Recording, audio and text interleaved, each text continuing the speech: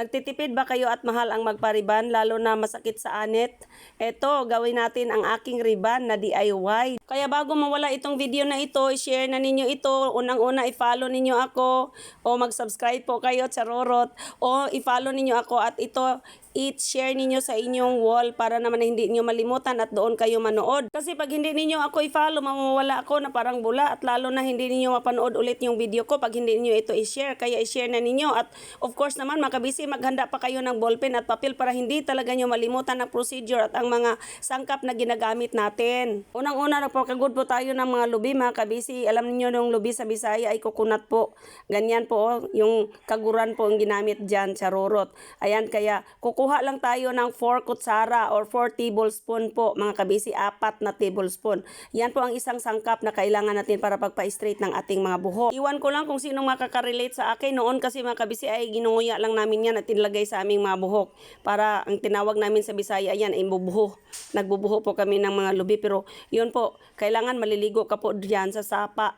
Kasi hindi po yung makukuha pag yung mga kinain-kain yung nguya-nguya ninyong mga sapal, yung mga ng mga niyog, ay mapunta po sa inyong mga anit. Kailangan po talaga ay kuskusin mo doon sa sapa para mawala po talaga yun. Charurot. Dapat i-strain natin ng maayos mga kabisi para naman ay wala po mga granules na coconut at mga particles, charurot. Para naman ay pure coconut milk po talaga ang mapunta dyan sa ating anit. Charurot. Ang kailangan lang natin dito mga kabisi ay 4 na kutsara. Ayan, 2, 3, 4 na kutsarang coconut milk ang kailangan natin. Pangalawang sangkap ay ang 2 kutsarang lemon. Tira na po ito sa ref, kaya half lang po. Pwede na po. 1, 2 lang po talaga. Ang pangatlong sangkap ay ang 1 kutsarang honey, my love so sweet. 3 sangkap lang ang kailangan para mag-straight yung ating mga buhok. Dapat po talaga mahalo natin ang ating mga sangkap. Itong coconut milk na 4 na kutsara, itong 2 kutsarang lemon at 1 kutsarang honey, my love so sweet. Mayroon po talaga akong original na honey galing Camiguin. Marami po ako dyan, charorot. Pag ganito na po ang consistency niya, pwede na natin gamitin. Pwede natin ilagay sa ating mga buhok. Tsapa. Ganyan po kakulot yung buhok ko mga kabisi. Tingnan niyo yan may bagong tubo na naman at kulot-kulot po talaga ang bagong tubo ko. At yan gusto ko na yan mga ma-straight yan mga kabisi. Kaya gumawa ako nito para ma-straight po talaga yan. Kapag sa pagpalagay natin dito, sa pagpa-straight natin dito sa ating sarili mga kabisi, kung mayroon po kayong kasama, sila pong maglagay. Pero sa akin po, sariling gawa ko lang po talaga. Kawang gawa kung baga, charurot. Kaya yan, nanggaling po yan sa anit mga kabisi. Ilagay po ninyo dyan. Nanggaling po sa anit. Yung inyong ating sangkap, ilagay po natin. Kukunti lang mga kabisi, lalo na doon po kayo maglagay doon sa banda na kulot po yung inyong buhok. Ganyan. Ganyan po. Kunti lang muna, kunti-kunti lang. Ganito po yung ginawa ko. Maliit-liit lang muna, lalo na dyan banda kasi dyan po talaga ang pinakakulot sa aking part at saka yung sa likod na nagkurba-kurba po, hindi ko na gusto. Charurot. Para siyang daan na kurba-kurba talaga. Yan. Hindi naman maganda yung pitingnan yun doon sa likod ko mga kabisi. Kaya ito, kanyan po, ang inyong lola, parang parlor lang din na DIY, charurot. Basta ganun lang paglagay yung part na dapat ninyo talagang pa-straighten. Diyan po kayo banda maglagay. Kaya ito sa akin, dito sa likod din po, sa may likod sa taas banda, ayan, napaka kulot din po yan. Ganyan. Paglagay po ninyo makabisi, ma-feel po ninyo makabisi na matigas po siya at umi-straight po siya. Napakabisa po pala talaga itong ating nagawang sangkap. Marami po itong variants mga kabisi na pwede nating pagpilian. Kasi ito po, pag wala po kayong niyog, pwede na naman, sa sunod naman, 1 buwan, 2 buwan, ay kukulot na naman itong bagong tubo kong buhok. Lalo na naglagay ako ng pangpatubo ng buhok, ay magawa na naman tayo. Iba naman ang gagawin natin kasi marami akong alam doon mga kabisi. Charorot.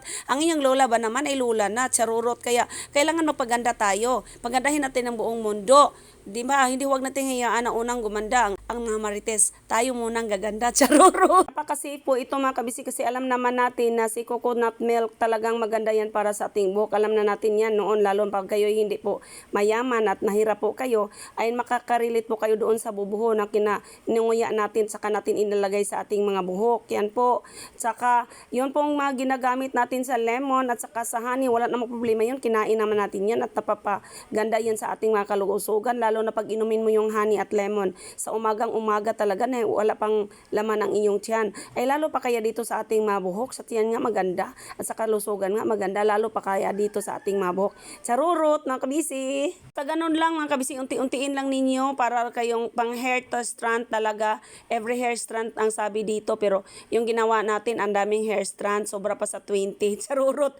Yun. Kaya kailangan ko man din magmamadali mga kabisi. Marami pa akong i-replyan ng message. Nagagalit na ngayong ibang hindi pa nare-replyan. Huwag naman kayo magagalit pag hindi kayo nare-replyan kaagad mga kabisi. Ako lang mag-isa kasi wala pa akong secretary dito. Hindi pa ako magkukuha ng secretary. Wala naman akong ganansya dito. Charurot. Pinabigay ko naman lang ito sa mga BEC natin na mga love ko, na mga followers ko lang. Charorot! Gusto ko lang kasi mga may edad tulad sa akin na mag-glow at magiging young at heart and in mind and body. Charorot! Pagkatapos ng lahat-lahat mga ka-BEC, ayan na. Takpan na natin ng cellophane or plastic, or kung mayroon kayong shower cup, pwede naman. Ako naman kasi wala akong shower cup, hindi naman ako nagagamit ng shower cup. Ito na lang, nag-DIY na lang din po ako ng aking mga plastic. Yung mga plastic nyo pambalot para ilagay sa rep, ayan. Iyan na lang ang gagawin nyo mga kabisi. Basta ang importante po talaga, matakpan po talaga ang lahat ng ma-strand na nilagyan ninyo ng sangkap natin. Lalo na doon sa mga kulot-kulot na buhok, kailangan takpan na takpan po talaga, takip na takip, charurot. Pagbabad natin dito mga kabisi, dapat 1 hour or 1.5. Saka natin banlawan. Tapos ito mga kabisi, kailangan kakain na po ako kasi gutom na inyong lola. Eto na, after 1 hour. Niliguan na natin. Nakaligo na kasi ako kanina, kaya niligo na naman ako ulit. Kailangan po pag maglagay kayo ng sangkap na yan mga kabisi, tapos po kayong naliligo para malinis po ang inyong buhok. Dito pag nilagay ko lang, hindi ko na sinampuhan. Huwag na natin siyampuhan mga kabisi. Pag banlaw natin, lagyan lang natin ng konting conditioner. Kung ano po ng conditioner na ginagamit nyo, konti lang po mga kabisi. Hindi po natin ilagay ang conditioner doon sa may anit. Diyan lang po sa mga baba, doon sa may hair lang po talaga. Pero kahit nilagyan ko po siya ng conditioner, matigas pa po din mga kabisi. O, tingnan niya yan. Pero tingnan niyo mga kabisi, straight na straight po talaga. Diyos ko day. Kaya ito mga kabisi, dahil ito ang inyong lola, mahilig po talaga mag-search. Ayan, nasi-search ko po ito mga kabisi. Kaya kayo din, pwede naman din kayo mag-search para makatulong din kayo sa iba. Kaya ako po mga kabisi, sinisearch ko lang po yan. Every year kasi akong magpapariban mga kabisi. Kaya lang po, ang dami pong ginagawa doon sa buhok ko. Kaya malaki din pong pera ang magastos ko sa pagpariban. At lalo na doon sa mga hair treatment na ginawa nila sa akin. Pero po, magastos po talaga mga kabisi. Kaya ito, napag-isipan ko, ako na lang kaya sana na organic na lang ang gagamitin ko. Kaya nisisearch ko po mga kabisi. Kaya ito po yung lola, tingnan niyo yan. Kaya ito na, nagdi-DIY na naman din ako. Wala kasi akong hair dryer. Kaya dito na lang ako sa electric pan tumapat na ka-BEC. Ayan, kasi kailangan ko talagang malaman kung talaga pang totoo at legit po talaga itong nasi-search ko na pang pa-straight ng buhok. Dito, tuyo na po mga ka-BEC, tuyo na po siya. O, tingnan niyo yan. Kaya yan. Dito po banda yung nakulot-kulot mga ka-BEC, kasi kahit basa pa po, makikita ko po nakulot-kulot doon noong naliligo ako na hindi ko pa na-straight. Tingnan niyo yan mga ka-BEC, legit po talaga yung ating pampat-straight ng buhok. O, diba? O, wala naman akong ka-eme-eme dito na ito pa pala ang nangyari sa buhok natin, na napaka-effective pala itong ating ginamit na coconut milk lang. O, 4 na kutsarang coconut milk, 2 kutsarang lemon, at 1 kutsarang honey. Napakaganda ng ating buhok mga kabisi. Tingnan niyo yan. Pag tuyot na siya mga kabisi ang buhok natin, tingnan mo, straight na. Wala na talaga yung mga kulubot-kulubot doon, mga korba-korba doon. Straight na.